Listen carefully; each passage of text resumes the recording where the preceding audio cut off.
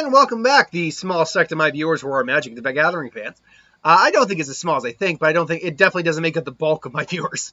And we're here with Zendikar Rising preview spoilers, a little bit of the story, all that. So they had their panel today revealing that and the next Magic sets coming out next year. We'll do a different video on that. We're talking about Zendikar right now. I will be fully honest though. Of the planes we visit, I do like Zendikar's motif. But I've never loved the set. I like them, but I've never loved the sets. Now, to be fair, that could be because about 60% of the Zendikar sets we've been through all dealt with the Eldrazi, which kind of took away the feeling of Zendikar to some degree, Adventure World. So maybe that was the problem. But even the standard Zendikar stuff, I liked it a lot, but I didn't love it. I don't know. I really do like the plane of Zendikar. I just don't love the sets. Maybe it's because I'm not a big fan of the whole allied thing. I mean, I do love Landfall. Who doesn't? But still, I'm not exactly sure how I really feel on the subject. But still, we're here, and we got a lot to go over. So, right off that, let's actually talk about that trailer. Nahiri's first off the villain. There you go. And second off, Nahiri's a bitch. Oh my god. Like, I get it. This is what also makes her a likable character, too. Me and my girlfriend also talked, like, Vivian is her bae. Nahiri's kind of my bae. But, like, the best villains are the ones that think they're the heroes of their own story. It's clear. Nahiri thinks she's the hero of this story, that she's helping her people, though she clearly killed one of her people just so she could help her. It's clear that she's blinded by, hurt, loss, all the apparently it is called the Royal. It looks like it's spelled roll, but I guess it's the Royal. The elemental effects of the plane of Zendikar itself. And yeah, how that's gonna play. Obviously, Jace is gonna be among them. We know we'll get to Nissa. They did actually show her card, and I like it the most out of the three. But how it's gonna all play, maybe we'll see the Wanderer make another random appearance. I would actually like that. I think that would be because the Wanderer made a brief appearance in Ikoria, and they recently just said, "Oh yeah, I really saw the Wanderer there," and then no. So if that's a running joke that she randomly appears, that'd actually be kind of fun. But yeah, so we got a lot to go over. So let's just go as they show up. Now, obviously, the image is only so big on the screen. I will go over it. So first off, double face cards are odd thing to go. First off, returning mechanics. Obviously, we got Landfall and Kicker's back. We went over that with Jace. But double face cards are back, but they're not transform cards. They're the way they describe it, you can have it in your deck however you like it. You play it as you so choose, ultimately. As long as you know what's on the back. My guess is you'll have it in your hand as the actual spell, but if you want to play as a land, just flip it over in the sleeve and there you go. But you can have this card that says, okay, this card is either this or this, choose which one you want to play. So that's a really interesting take on double face cards. I think it really is. Because we have the first card, Volok Awakening. 1 red, 2 of any color for an instant rare card.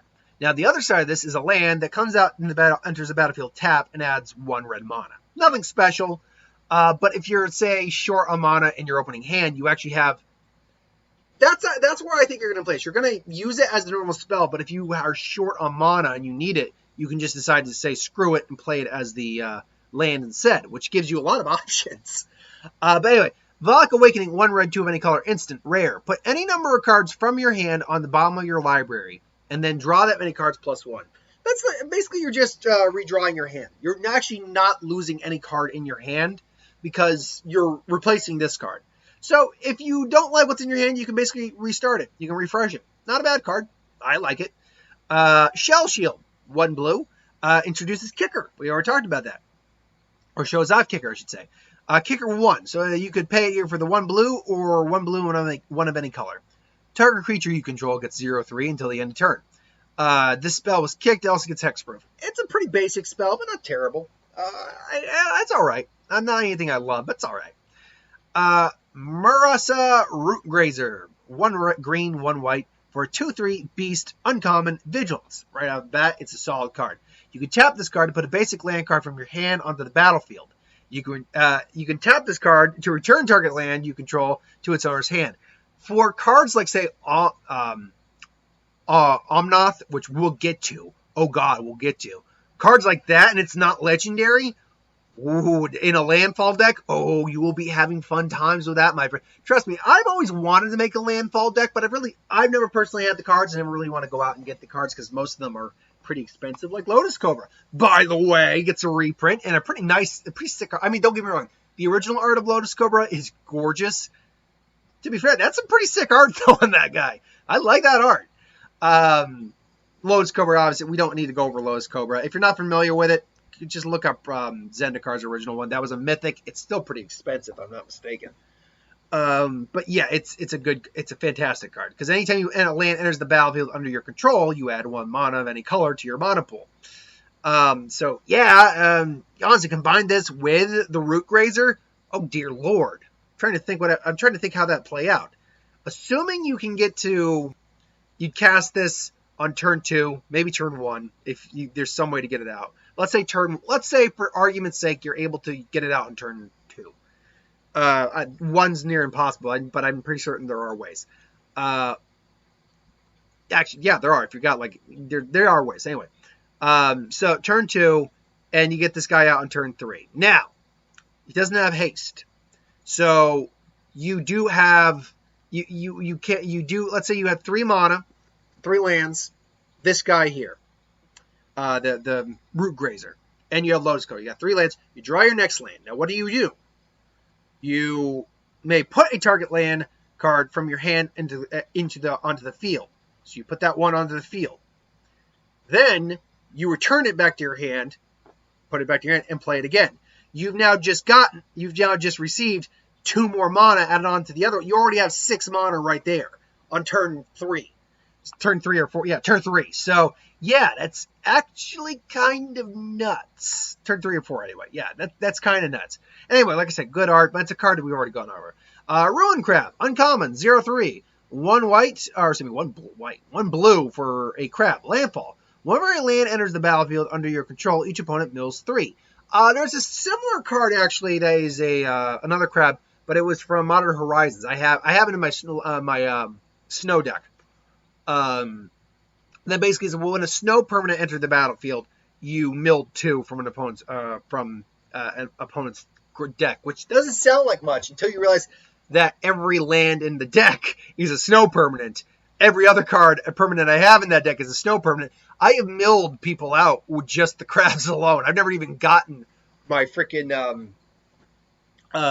Merit Lodge, which is partly a Merit Lodge deck as well, out. Or I've never killed them on. I've just milled them to death with 4 crabs, and just basically every time I played a card, I milled 8 cards off the top of their deck. Kind of gets gross.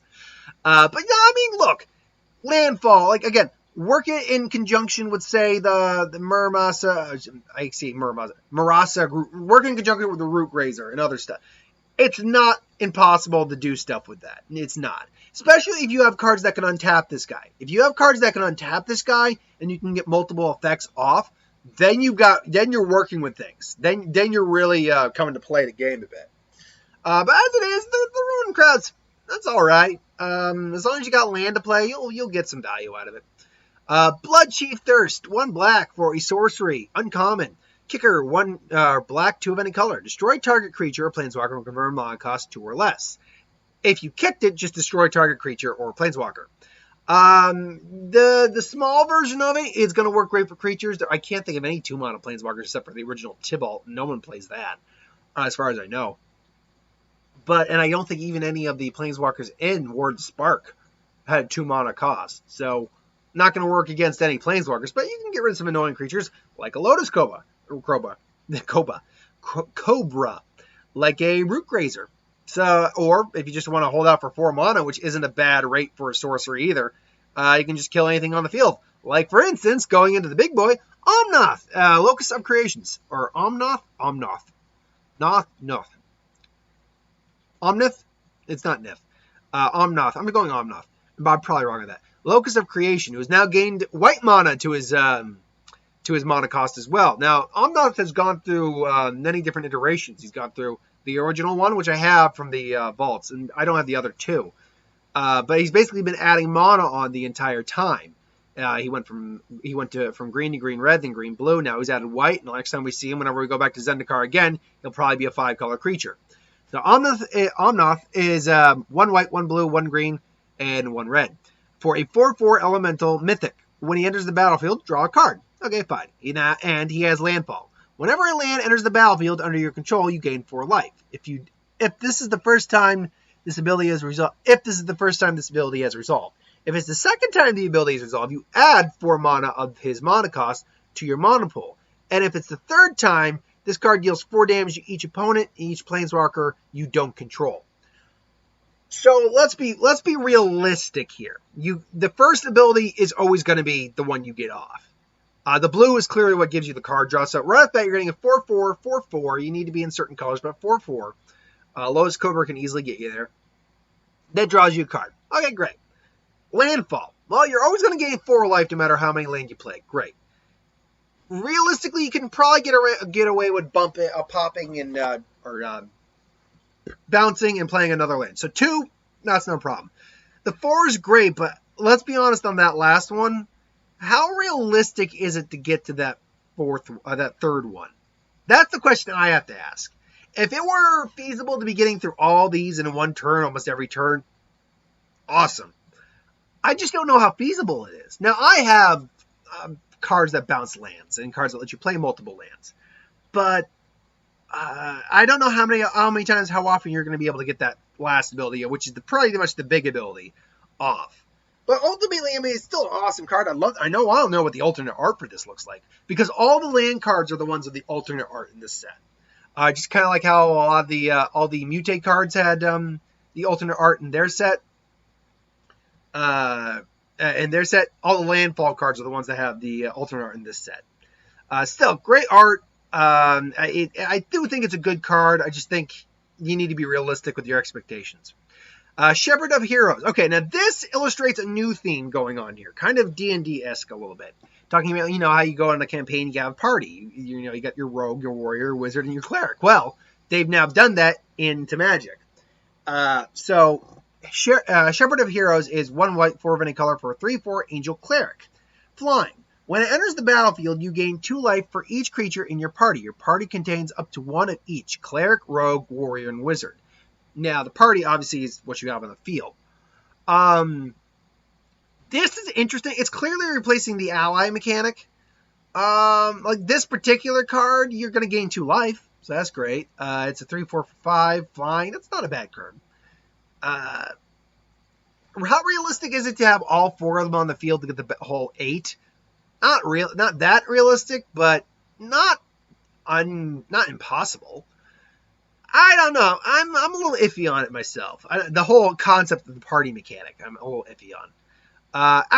Because looking at the next one, Acquisition, we're going to be going over a couple of them now. Acquisitions Expert, 1 black, 1 of any color for a human rogue, uncommon, 1/2. Enters the battlefield, target opponent reveals a number of cards number of cards from their hand equal to the number of creatures in your party. Again, rogue, hero, cleric, wizard. Then you choose one of those cards, and that player discards the card. So at best, they're revealing 1 card, and they're forcing them to discard 1 card. But if you obviously had more creatures on the field, more creatures for the party, then you're getting away with a bit more. Now you're able to show up to 4 cards and choose among them to discard. Again, though, problem is this guy's squishy, so take that for what it is. I'm not really digging the party mechanic that much myself. Livala, Shield of Seagate, 1 white, 1 blue, 1 of any color for an angel wizard, 3/3. Flying. At the beginning of combat on your turn, if you have a full party, obviously, again, I'm not going to go over it, choose target non-land permanent and opponent controls until your next turn. It can't attack or block, and its activated abilities can't be activated. Sacrifice this card. Choose hexproof or indestructible. Creatures you control gain that ability until the end of turn. So it's basically a cheap angel, which isn't bad. Honestly, I like it better for its secondary ability more than anything else. It's a 3/3 flyer for 3. Yeah, it's 2 mana colors, but that's good overall. And they can sacrifice it for hexproof or indestructible, depending what you want to do. And problem here is that, honestly, its ability is just detain. just play a card with Detain. Obviously, in certain formats you can't do that, but if you're in a format that can use Detain, just use Detain. I don't think it's really worth it, unfortunately. As a 3/3, what's other ability? Yeah, actually, I don't think it's that bad. But frankly, it's now that being said, it is something that you can get off every turn, but you do need to have all the creatures for the party on the field. So there is that problem. Spoils of Adventure. 1 blue, 1 white, 4 of any color for an instant uncommon spell. Spell costs 1 less to cast for each creature in your party. So that means at best, if you play your creatures right, it's only going to cost you 2 mana to gain 3 life and draw 3 cards. Honestly, that's actually a pretty good curve. The life is fine. The cards are what you really want. Then we have Tiziri, Beacon of Unity. 1 white, 4 of any color for a legendary creature, human warrior, mythic rare. This spell costs 1 less to cast for each creature in your party. So again, if you're lucky, you can get him out for 1 white mana. 4/6 for 1 white mana, really not that bad a price. So this is what Mark Roser must have meant, whereas mana costs we've only seen on a few other cards. Basically for 1 white, 1 black, 1 red, and 1 green, or 2 or 8 colorless mana, or mana of any color, I should say. Look at the top 6 cards of your library. You may reveal up to 2 cleric, rogue, wizard.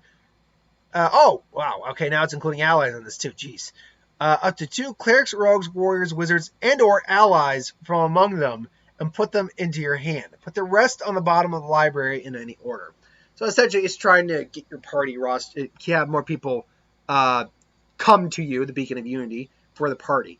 My only real issue with this is that it doesn't have an actual ability. Yeah, you can get it out for cheap if you're lucky. My best guess is you'll get it out more for 3 mana as opposed to 5 mana. And you're probably almost never going to see 1 mana. Nothing's impossible. But look, even at 3 mana, 4/6 for 3, that's good. That's a good rate. The search ability's fine. Wish it had been on a cooler card, but I mean, I like the art. The art's good. Confounding Conundrum. Now this one kind of is. I don't like this card, and I'll explain why. 1 blue, 1 of any color for an enchantment, rare. When Confounding Conundrum enters the battlefield, draw a card. Okay, that's good. Whenever a land enters the battlefield under an opponent's control, if that player had another land enter the battlefield under their control this turn, they return a land they control to its owner's hand. So in essence, what this is saying is, yeah, bounce if your opponent plays a land, bounce the land back to their hand, but only if they've done it a second time. So this card's useless except in sealed. That's basically it. This card is useless except in sealed. At best, all it's doing is drawing you a card. That's it. Like that's a bad card. To me, that's the design of a bad card. Now, yeah, there are cards that are going to work, or that are going to be more beneficial for something like sealed, and like Commander and all that. But still, like that's a bad card. Now, don't get me wrong. In Commander, this could also work because there's plenty of like land bouncing effects in Commander, from what I understand. I don't play it myself, but still. But yeah, I'm just not a fan of it. Aura, Skyclave, Hierophant, or Hierophant. 1 black, 1 white, 2 of any color for a 3/3 core cleric rare legendary creature with lifelink. Already a good curve. When it enters the battlefield or another cleric you control dies, return target cleric card with lesser Grenamon costs from your graveyard to the battlefield. If you're in a cleric deck or you're trying to get the party deck going, which is now you can actually say that, get the party deck going. Yeah, I would say it's not bad. You got to have lesser costing clerics, and so far the clerics I've seen do not cost less. The only other one I've seen so far is actually the Angel Cleric, but I'm sure there are more. Let me look through here. Oh yeah, there's Drana, but she's more expensive, so that doesn't work. Tajuru Paragon is counts as a cleric, so that works. Anyway, moving on. Yeah, no, but I think it's a good card. Even just as a 3/3 for 4 with lifelink, it's a good card. Farsight Adept. 1 white, 2 of any color for a core wizard common 3/3 enters the battlefield. You would target opponent, each draw a card. If you need that extra card, I mean, it's really got no major downside except it's allowing your opponent to get an extra card, so just keep that in mind. But no, it's not bad. Cliffhaven Sellsword. 1 white, 1 of any color for a 3/1 core warrior. Vanilla creature. It's a long line and creatures are 3/1s for 2. So it'll be somewhat usable and sealed, not going to be usable much else. Or many other places. Merfolk Wind Robber, 1 blue. Merfolk Rogue, 1/1. Flying. Whenever this card deals combat damage to a player, that player mills 1 card. Sacrifice this card, draw a card, activates ability only if the opponent has 8 or more cards in the graveyard. It's not terrible. I mean, I've always been a big fan of milling cards, but I know a lot of people prefer to like mill their own deck to get effects. I'm not one of those people who like self-milling. I like to just kill my opponent's deck myself. It's not terrible. You get a couple of these on the field, maybe 1 or 2. They're gonna get over most things as long as they don't have flyers, and as long as they got 8 cards in the grave. If they're not doing much, you can block, sack, and then you can draw a card. So there you go. All right. Zerasan, the Trickster. 1 black, 3 of any color. 1 black, 3 of any color, and 1 blue. For a 4/4 legendary creature, rare Merfolk Rogue with flash. You can pay 2, 1 black and 1 blue. Return an unblocked attacking rogue you control to its owner's hand.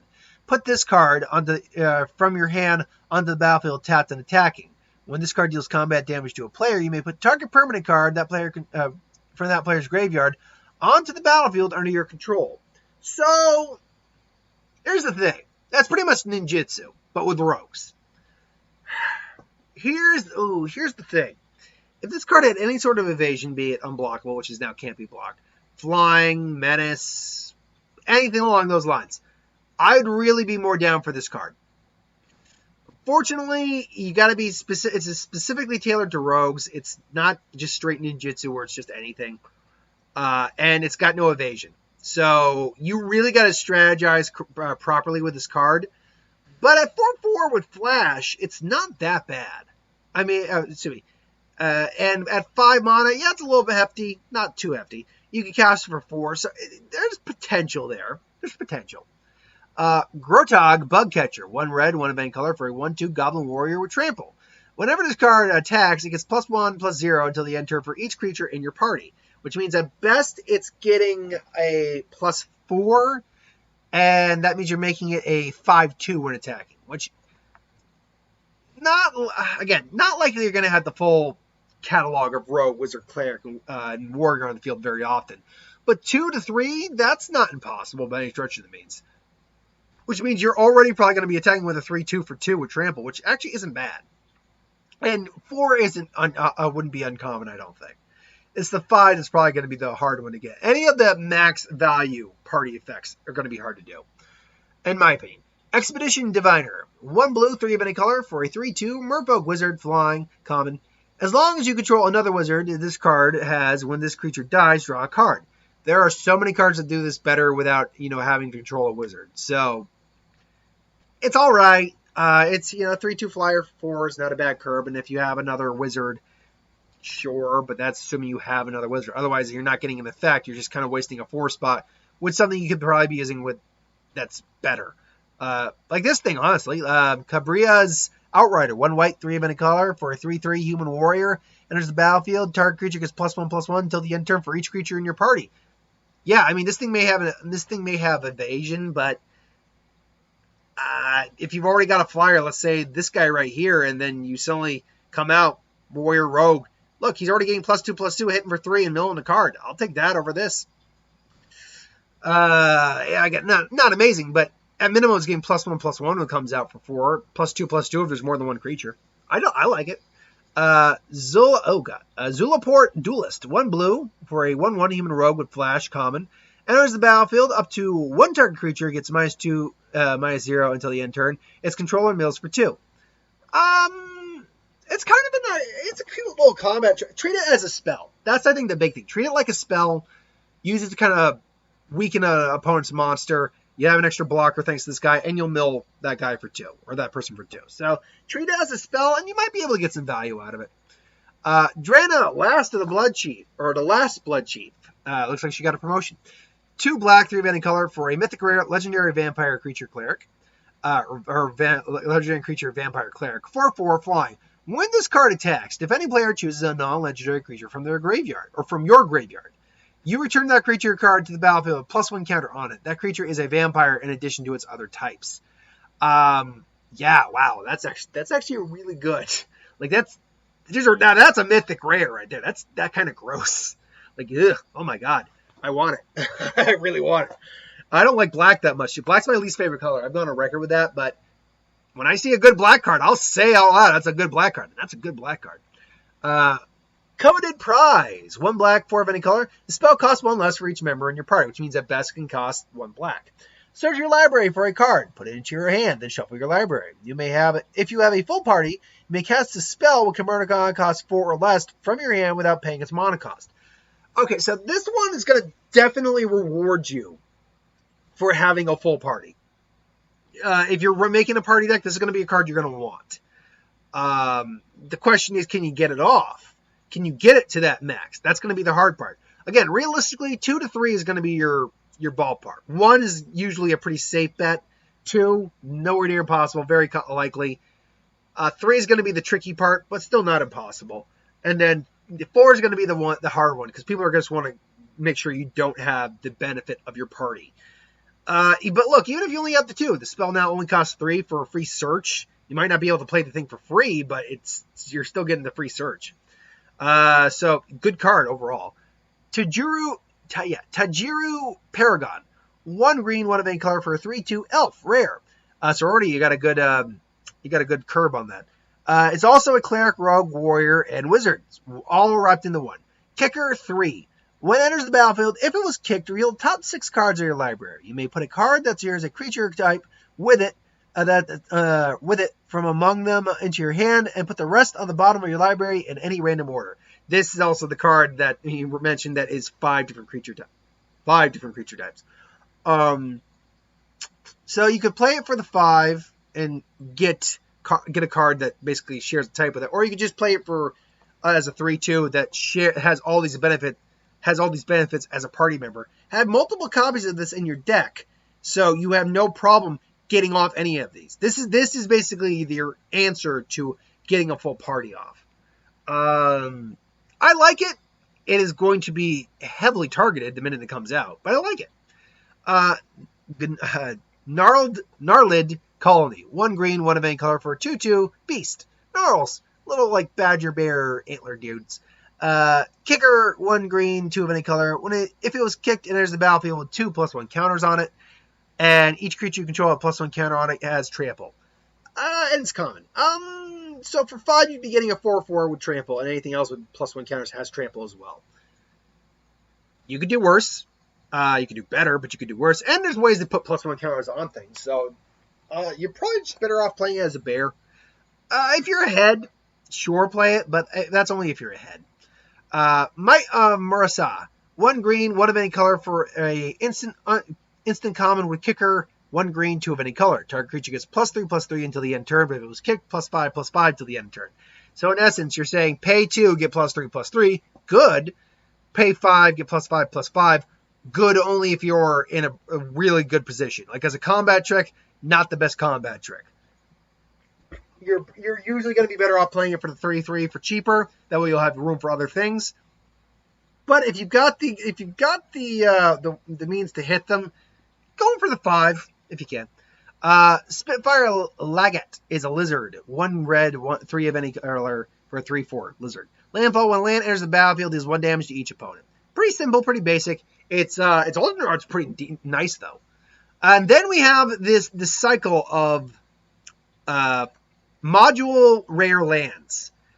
And basically, yeah, they're basic lands. They're not basic lands, but they're lands. But they each are 2 different lands in one. And you choose which land you want to play. Do you want to play? So if you are in, let's use, for example, Clearwater Pathway and Murkwater Pathway. If you're in these are honestly going to be probably most beneficial in more than just 2 color decks, like 3 or 4 or 5 color decks are going to be the most beneficial. The fact that you get the option means that if you need that black mana, but all you have is blue, you now have the option of doing that. Same with vice versa. Same with any of these. It's a great concept, and I love it. And they're all going to have like extended art like this. It's a fantastic concept. I love this type of think words here. I love this type of card design. This is actually a really cool card design. I really dig it. I dig it, man. I dig it. Dressed like a bat. I dig it. Then we have Nissa, who apparently was spoiled today. Nissa of the Shadowed Bogues. Brogues? No, there's no R, so Bogues. Now, this actually defeats my theory that they were skipping colors, like they were leaving a color out each set, because they gave her black. Why black? I don't know. She's clearly maybe going down some sort of darker path, maybe a self-centered path, hence kind of black. But 1 green, 1 black, 2 of any color for a 4 loyalty planeswalker. Now, I believe Nissa is already, or Nissa, depending on your pronunciation, is by far the best planeswalker of the set. Why? She has Landfall. Landfall, whenever a land enters the battlefield under your control, put a loyalty counter on this card, which means you don't ever have to use the +1 ever if you don't want to. You could play her before you play the land, get her to her ultimate, and play her ultimate like that if you wanted to. That's how good that card automatically is. You can play her ultimate, which is not bad at all, by the way, from the get if you play it right.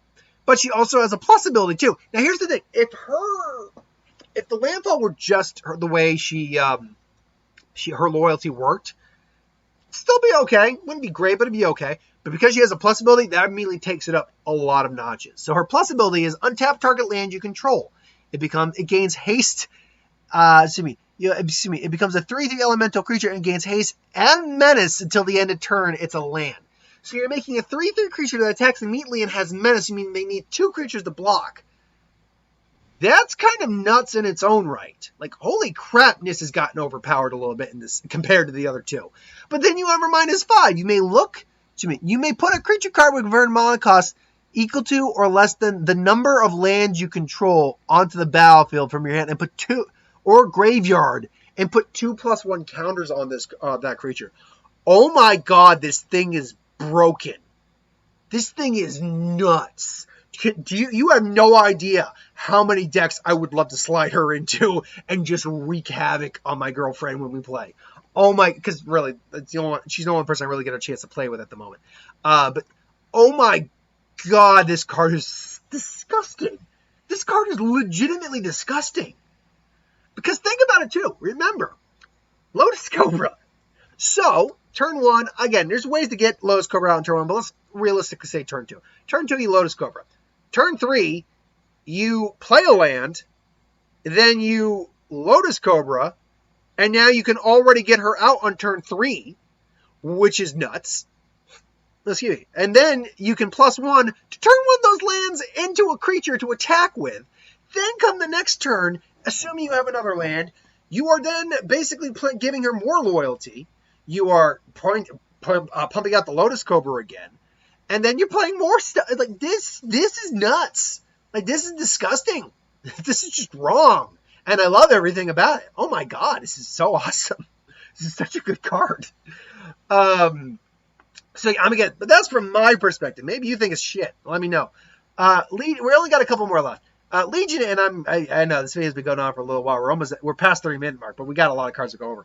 Legion Angel, 2 white, 2 of any color for an Angel Warrior, 4/3 rare flying. When it enters the battlefield, you may reveal a card from a card you own named Legion Angel from outside the game and put it into your hand.